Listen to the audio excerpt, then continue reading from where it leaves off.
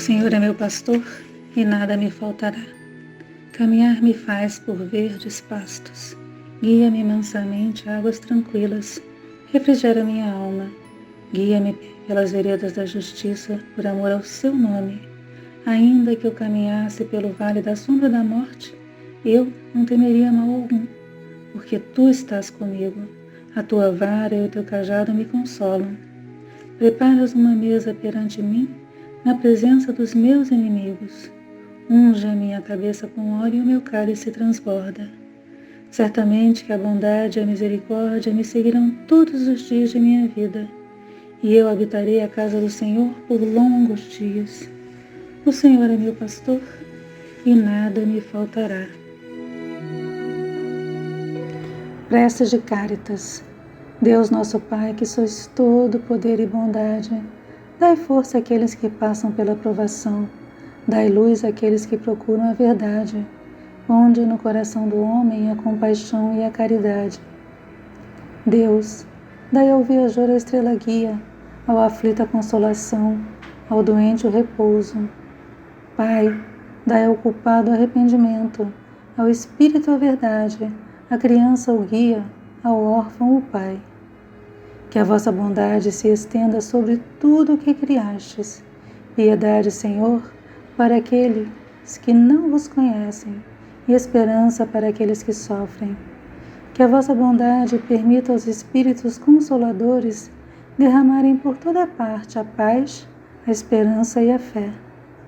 Deus, um raio, uma faísca do vosso amor pode abrasar a terra. Deixai-nos beber na fonte desta bondade fecunda e infinita, e todas as lágrimas secarão, todas as dores se acalmarão. Um só coração, um só pensamento subirá até vós, como um grito de reconhecimento e de amor. Como Moisés sobre a montanha, nós vos esperamos com os braços abertos. Ó bondade, ó beleza, ó perfeição, e queremos de alguma sorte merecer a vossa misericórdia. Deus, dai-nos a força no progresso de subir até vós. Dai-nos a caridade pura, dai-nos a fé e a razão. Dai-nos a simplicidade, Pai, que fará de nossas almas o espelho onde se refletirá um dia a vossa divina imagem.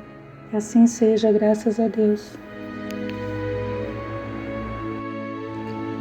Mais uma vez reunidos para o nosso Evangelho virtual, desejando que ele nos traga calma, paz e equilíbrio.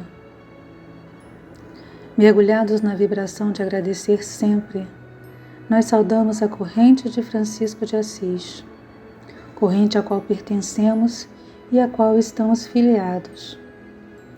Corrente que nos mantém em equilíbrio, se assim o desejarmos.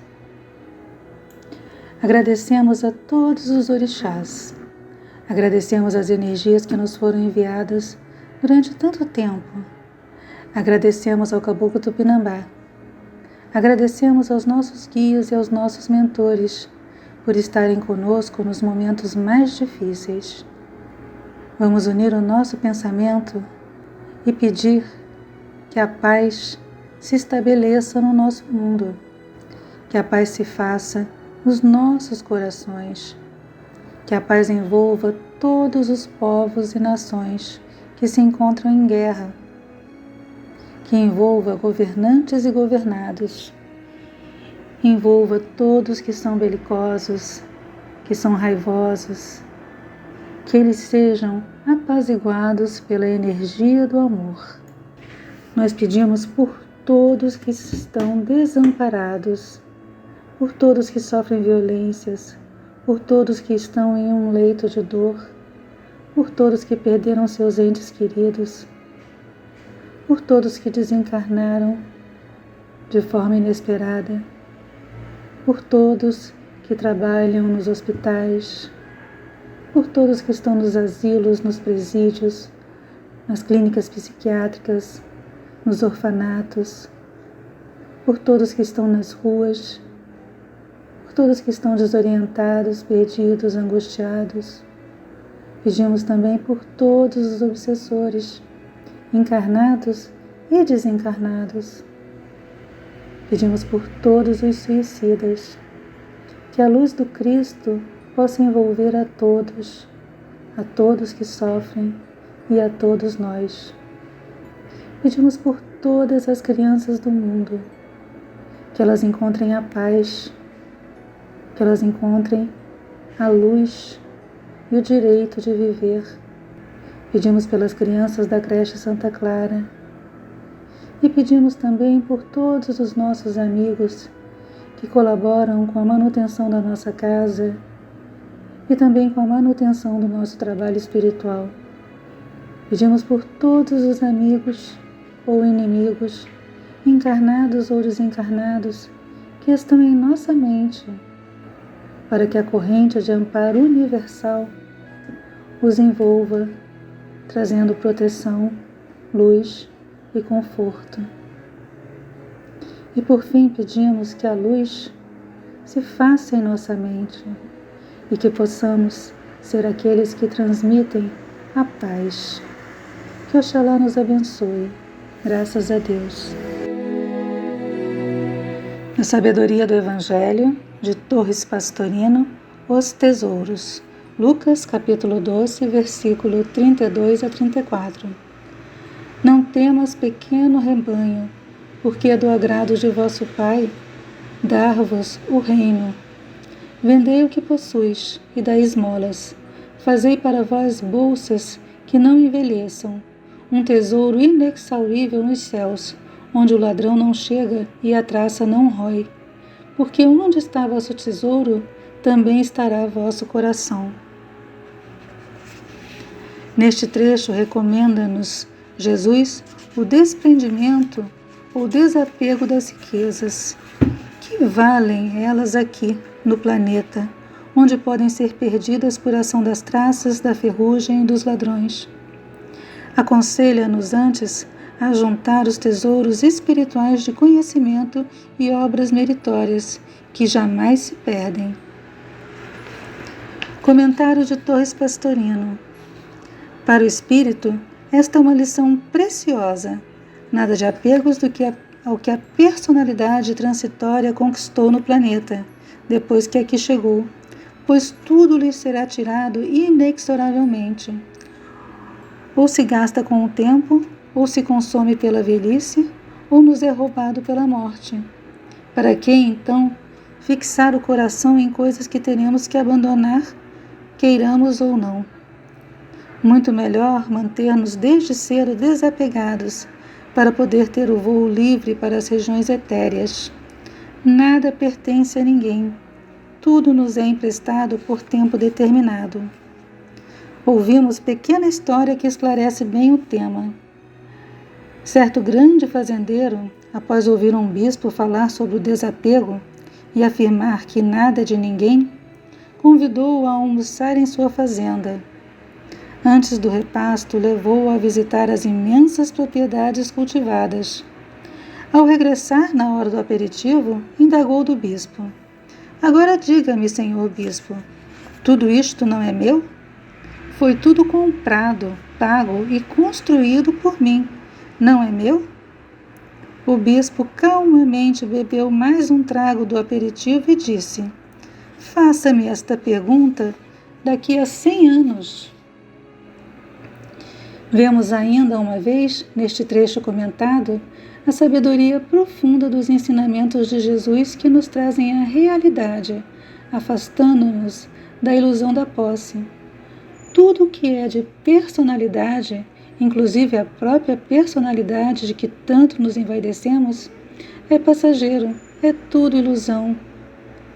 Cabe então ao espírito desprender-se de tudo. Precisa viver no mundo real, embora entre riquezas terrenas, mas como se não as possuísse, como se de fato fosse um empréstimo que ele tivesse por obrigação gerir cuidadosamente. Além disso, muito cuidado com o coração. Jamais coloquemos nossa felicidade em qualquer objeto ou em qualquer pessoa fora do nosso eu verdadeiro, porque se assim não agirmos, seremos infelizes. Tudo que é externo traz dor e sofrimento. Daí a conclusão: ou a personalidade se apega aos bens terrenos, prendendo a individualidade de forma de que esta não possa expandir-se, ou a individualidade penetra o eu crístico, não dando a menor importância às posses materiais.